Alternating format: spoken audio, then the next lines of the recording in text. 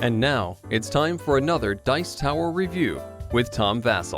Hey everybody, I'm Tom Vasel, and today we're taking a look at the Isle of Cats Explore and Draw. Now, this is based on a very popular polyomino game in which you place these polyominoes on a board, and there are different cats. You rescue them from an island. This here is the roll and write. When I first saw this, I was like, yeah, who needs this?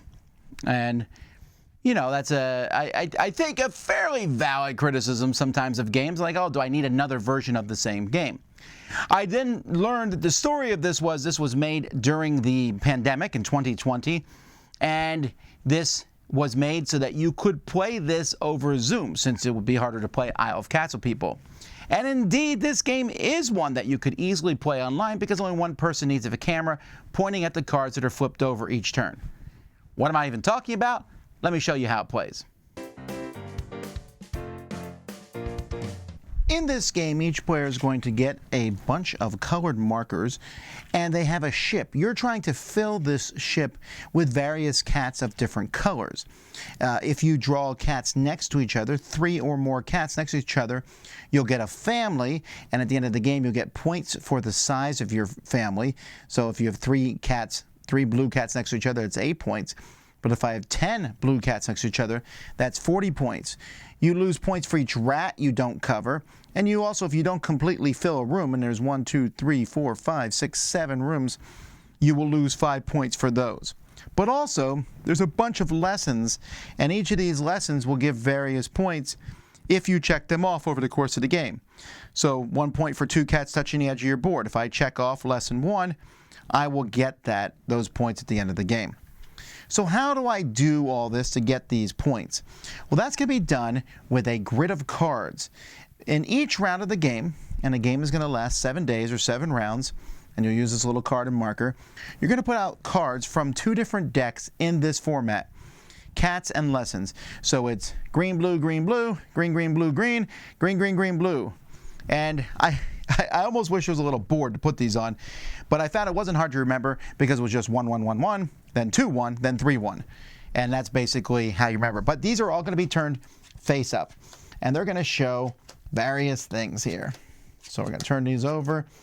Some of what I'm turning over is going to be cats, and the cats are different colors. So for example, there's a blue cat, a red cat, a green cat, a purple cat.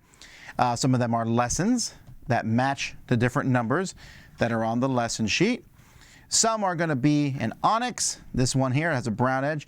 That's basically a wild cat of any color. And then there are treasures, which are smaller shapes to help fill in your board.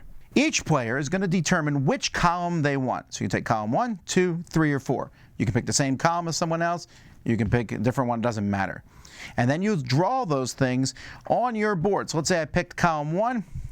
So I have this blue cat here. So I'm going to draw this funky shape. Now I can rotate it, and I can flip it. So this would be a legitimate shape to draw.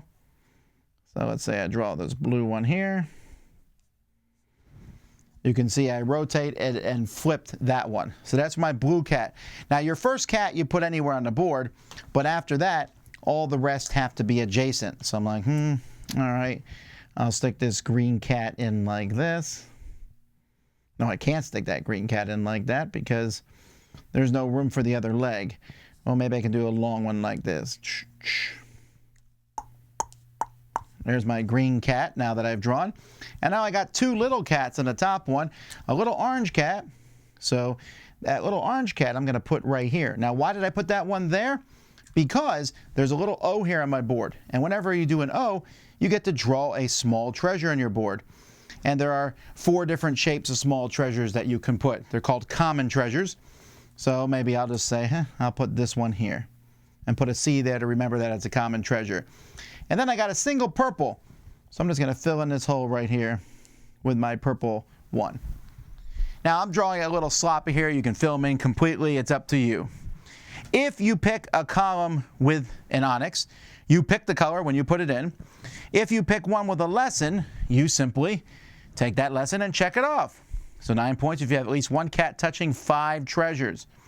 2 points for each lonely cat on your board. 7 points if you have exactly 4 families. All kinds of these are going to be done. Now, beyond taking a column, each player can 3 times per game, use a special. You have 5 specials. One says pick another card from another column. So I take this column, and I also take that card. One says I can take a row instead of a column. So I would like this row. One says you can take a column, but the column you can take from any row. So I can take this one, and that one, for example. I can draw 1 cat twice, or I can draw 1 treasure twice. So when you look through this deck, there's mostly all kinds of cats with a few onyxes and a few treasures. These are rare treasures. You put R in those, and you'll get extra points at the end of the game for each of those. And then in the other deck, the lessons deck, there's all kinds of lessons, but there's also more treasures and onyx cards mixed in here. That's it. At the end of 7 days, you count up the points, and whoever has the most is the winner of the game. So the cards in this game are very good quality, very cute cards. My only complaint about these is I don't know that the borders matter in a sense, right? Because we already have yellow and brown and blue borders. That's a differentiate. So I think it would have really helped if for the green, so there's a green cat and a green border. Great.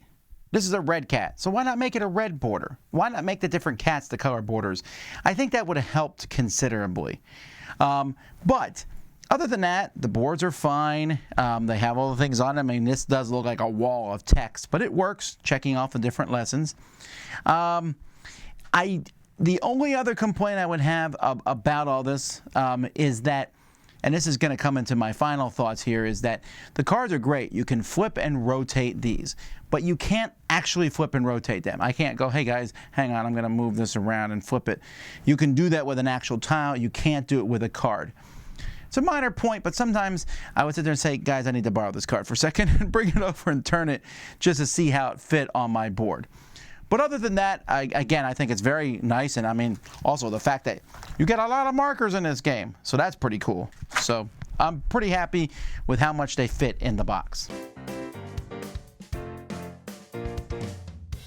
All right, so this game, and it's a fine game. I want to start out right there by saying I like this game.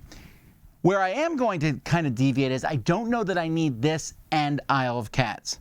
This is very similar to Isle of Cats, and Isle of Cats has an advantage, as I already said, of being able to take the tiles and manipulate them and put them on your board. Also, you're getting a tile nobody else is getting. So there's a bit of that, and the drafting, which is a lot of fun. So those are better about Isle of Cats. This, however, is portable. It is able to be played online. Kind of gives you a lot of the same vibes of Isle of Cat. So it does feel like a mini reduced version of Isle of Cats. And to me, I would say, what are you looking for? Do you tend to like the drawing games where you're drawing on boards and you want to be able to play this with people online, and also you want to be able to carry it around easily? Then this is the game for you. Do you want a more bigger, grandiose experience with actual physical pieces you're manipulating around? Then possibly you should get Isle of Cats. To be clear, I love Isle of Cats. I like this one just slightly less, but that's because it's smaller and I want the bigger experience. But that's kind of going against this. Now you say, Tom, you're reviewing this game and you spent so much time talking about Isle of Cats. Normally I try not to do that because you want to review each game in a vacuum of sorts, but I can't review this one in a vacuum when it's actually called the Isle of Cats Explore and Draw. And because the two games are so similar. If you never heard of Isle of Cats and you think this one sounds interesting, go for it. It really is a good game. The idea of flipping them out, knowing when to use those 3 special powers, like, oh, I want to use a column. Most of the special powers are essentially, they boil down to get an extra card. Whether it's take your column and another card, take a row, which is 4 instead of 3, draw a cat twice, which is like having 4 cards. And you only get to use 3 of them over the course of the game. You might as well.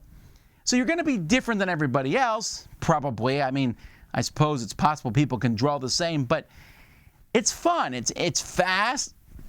Everyone's playing simultaneous, so it's also a faster game than Isle of Cats. So I don't know what to tell you here in this regard. I think the decision's up to you. Now, you might say, I hate Isle of Cats. Well, you'll probably not like this one either. And if you don't like this, you probably won't like Isle of Cats because, again, I think they're simpler. But if your problem with Isle of Cats was that it was long and you were looking for a more streamlined experience, then here you go. But now let's talk about this versus other roll and write or flip and write or whatever you want to call them, games in which you do something and draw. I like this. This is the upper tier of that category. One, because it's fun and interesting, and I love these sheets where you're checking off the score in different ways. That's a unique thing. You check it off and go, all right, how do I now accomplish this goal? That's something I haven't seen in this kind of game before. I like that you have 5 different markers, and it matters what color you're using. That works well in this game, and I really like the whole grid, take a column of it. That just works well. So explore and draw. There's a lot going on when we're talking about the game, but at the end of the game, it's a fun little explore and draw game. Yeah, I don't like the name of it, but still, fun game. Dice Tower Judgment approved.